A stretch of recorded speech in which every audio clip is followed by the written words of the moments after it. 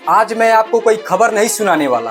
आज मैं आपको एक ऐसा चीख सुनाने वाला हूँ जो शायद आप कभी सुने ही ना हो। जरा अपनी आंखें बंद करो और सोचो, रात के लगभग 2 बज रहे हैं, तुम गहरी नींद में हो और अचानक तुम्हारे दरवाजे पर कोई आता है और जोर जोर से चिल्लाता है, भागो पानी आ गया, जल्दी भागो। और तुम घबरा कर उठते हो, पैर जमीन पर रखते हो और तुम्हें पता चलता है वह जमीन नहीं, वह हर सेकंड बढ़ता हुआ पानी। तुम अपनी माँ का हाथ पकड़ते हो, बाप अपने छोटे बेटे को कंधे पर उठाता है, दादी चल भी नहीं पा रही है, घर की दीवारें कांप रही है, बिजली जा चुकी है, मोबाइल में नेटवर्क नहीं है, बाहर अंधेरा है और पानी, सिर्फ पानी। अब मैं तुमसे एक सवाल पूछता हूँ, अगर तुम्हारे पास उस रात सिर्फ 30 सेकंड हो, तुम सबसे पहले क्या बचाओगे?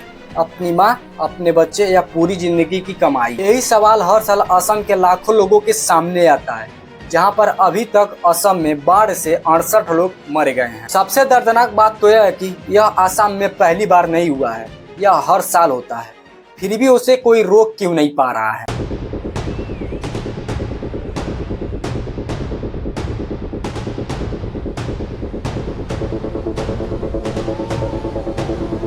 अभी भी असम में ऐसा भी जगह है जहाँ पे लोग पहुंच ही नहीं पाए। असम भारत का वह राज्य जहां ब्रह्मपुत्र सिर्फ एक नदी नहीं, लाखों लोगों की जिंदगियां है। उसी नदी के पानी खेतों को सींचता है, उसी नदी के किनारे बच्चे खेलते हैं और उसी नदी में मछुआरे अपना घर चलाते हैं। जब वही नदी अपना रौद्र रूप ले लेता है तो लाखों लोग बेघर हो जाते हैं, हजारों लोग मर जाते हैं, बच्चों की जिंदगियां खराब हो जाती है। तो यही घटना 2026 में हो रहा है।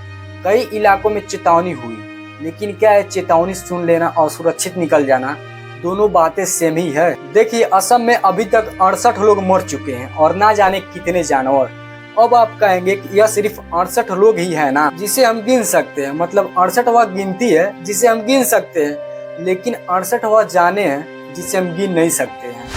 अब आप कहेंगे कि यह दोनों बातें सेम है। जरा सोच कर देखिए, जो हम 1 से 100 तक गिनती गिनते हैं वह सिर्फ 100 तक ही ना होता है, लेकिन जो है 68 जाने हैं, इनके पीछे भी गिनती है, मतलब जाने हैं जिसे हम गिन नहीं सकते हैं। अगर आपके गांव तक पहुंचाने वाली सड़क पानी में डूब जाए, एम्बुलेंस ना पहुंच सके, अगर ना हुई एकमात्र रास्ता हो, क्या हर परिवार समय पर निकल पाएगा? यही कहानी असम के एक परिवार के साथ हुआ। 3 बच्चे अपने पापा के साथ अपने घर से यह बारिश देख रहे थे। बच्चे बिजली की आवाज और बढ़ता हुआ पानी को देखकर घबरा जाते हैं और अपने पापा से कहते हैं, अगर पापा यह पानी हमारे घर में घुस गया तो हम सब डूब जाएंगे। पापा कहते हैं, तुम चिंता मत करो, मैं हूं ना। हाँ। पापा तुरंत कहते हैं, तुम लोग तुरंत इस टब में बैठो, हमें घर छोड़कर निकलना पड़ेगा। एक बाप अपने तीनों बच्चों को एक टब में लेकर निकल गया, अपना सामान, अपना पैसा छोड़कर। कुछ घंटों चलने के बाद बच्चों के पिता डूबकर मर जाते और यही घटना असम में हजारों परिवारों के साथ हुआ।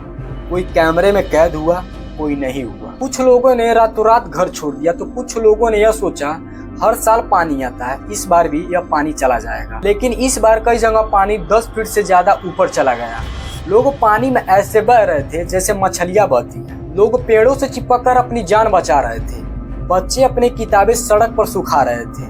कई लोगों के पास न खाना था, न पीने का साफ पानी, न घर। कुछ लोगों के पास राशन के नाम पर यह कचरा दिया गया और यह पहली बार नहीं हुआ है। 2024 में 117 लोग, 2023 में 65 लोग और 2022 में 278 लोग असम में बाढ़ से मर चुके हैं। लेकिन जो यह मर चुके हैं, क्या यह इंसान थे? अगर इंसान होते तो शायद सरकार उनको बचा लेती। हमको तो नहीं लग रहा कि यह इंसान है। चलिए, पिछले वालों को छोड़ दिया जाता है, लेकिन ये आज 2026 है, इनको तो मान लिया जाए। क्या आप वादा नहीं किए थे? अमित शाह ने 2021 में एक वादा किए थे, हमको 5 साल और दे दीजिए, हम असम को बाढ़ मुक्त बना देंगे। एक 5 साल दीजिए तो हम असम को बाढ़ मुक्त बनाने का काम करेंगे। बाढ़ मुक्त हो गया? अगर बाढ़ मुक्त हो गया होता, असम के लोग क्या मरे होते? क्या लाखों लोग बेघर हुए होते? क्या बच्चे की किताबें भीगी होती? वादा ऐसा करिए जो पूरा हो जाए, ना कि गरीबों के साथ खेला जाए। इस समय भोग कौन रहा है?